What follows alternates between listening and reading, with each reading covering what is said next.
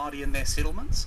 Like, for example, in 1853, the Otago Settlers Association complained There's that one If the imposter hospital among be us. for the natives, it ought Do to be your on one of test. their reserves and not into Needham, Okay, where there are now no natives, and go which is to so distant records, from and to do our first inaccessible task, to their locations. But the Otago Settlers Association was missing the point. The idea of Governor Grey's government-funded healthcare wasn't just to treat sickness. It was Fair. to pull Māori into contact with Europeans.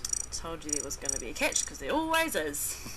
And some colonial leaders, like Governor Grey, hoped British-style healthcare would encourage Māori to assimilate into British society.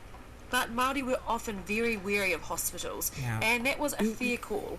19th century hospitals were dangerous, unhygienic places.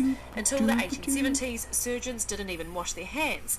And in the middle of all this, in the 1860s, the New Zealand Wars happened, and a lot of those early healthcare efforts were interrupted.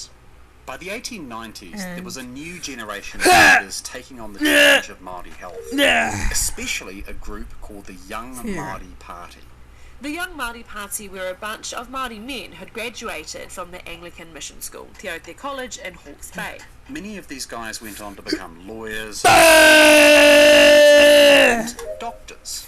They wanted to bridge the gap between Māori and Pākehā, encouraging both the adoption of new knowledge and the preservation of aspects of Māori culture. For example, the Ngāti Mutunga leaders, Maui Pomare and Te Rangihirua, also known as Peter Buck, travelled around Māori communities in the early 1900s, encouraging people to improve sanitation, dig new drains, improve ventilation, and set up latrines, basically old-fashioned outside toilets or long jobs.